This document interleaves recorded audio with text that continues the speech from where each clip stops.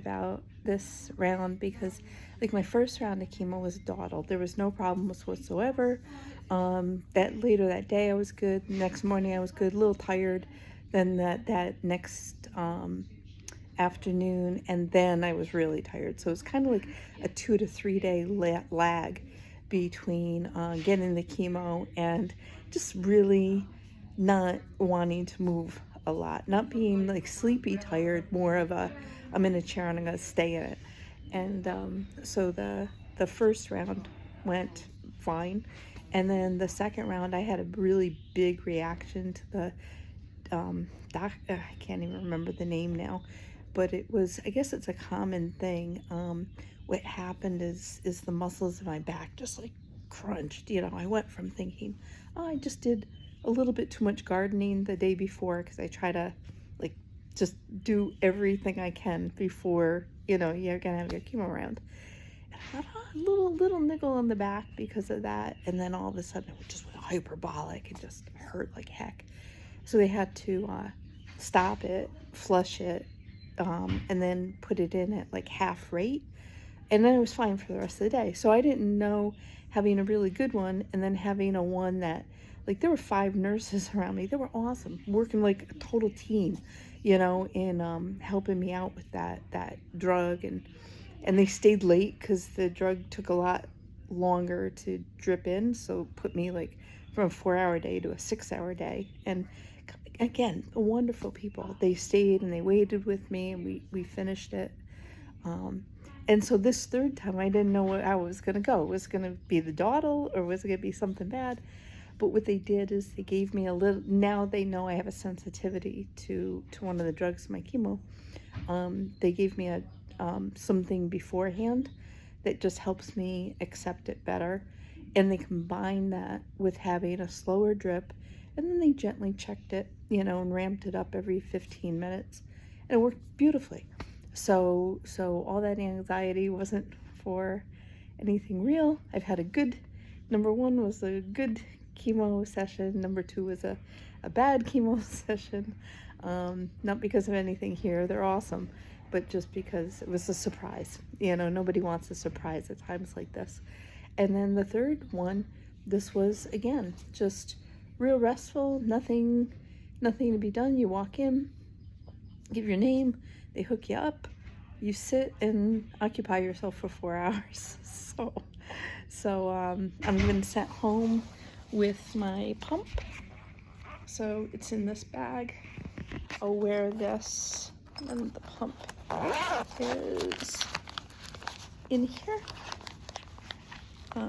So that has my last chemo drug in it, and then I will come back tomorrow and get that disengaged, and then I'm done with round 3. I'm 3/4 of the way to my surgery, so doing okay. All right, bye. So this is the morning after my 3rd chemo treatment. I'm starting to look like an old man. That's kind of what I'm thinking about as I'm looking at myself in the camera here. My energy level is good. This is just the morning after my 3rd treatment. The treatment went fine. So that was good. They slowed down the drip so I didn't have the reaction that I had to the second one. What I'm noticing is just there's no nausea. I've stayed with my anti-nausea pills. So that's fine.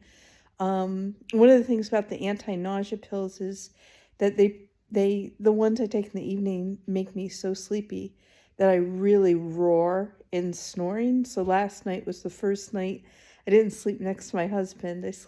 We set up a bedroom downstairs. We're blessed that we were able to do that, and having that space. And I had a little snorometer thing on my phone, and I was at epic levels for 43 minutes.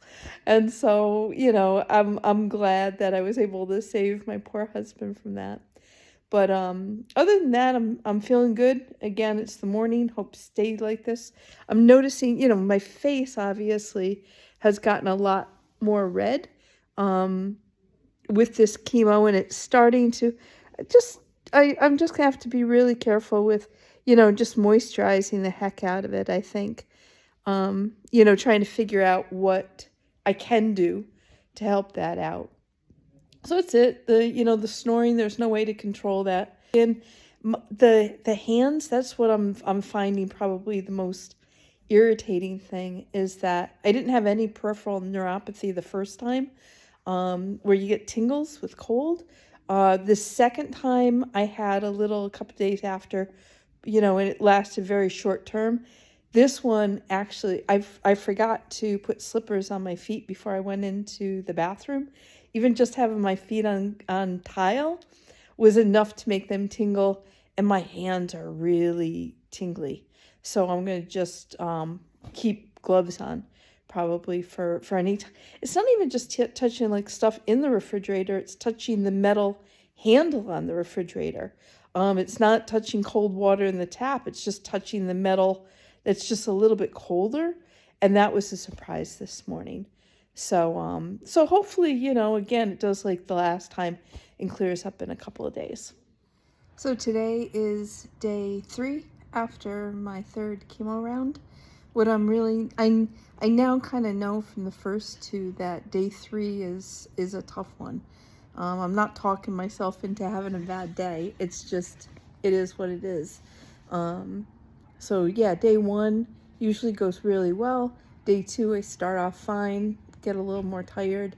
Day 3, I'm very happy to stay on the couch, and I'm blessed that I can stay home.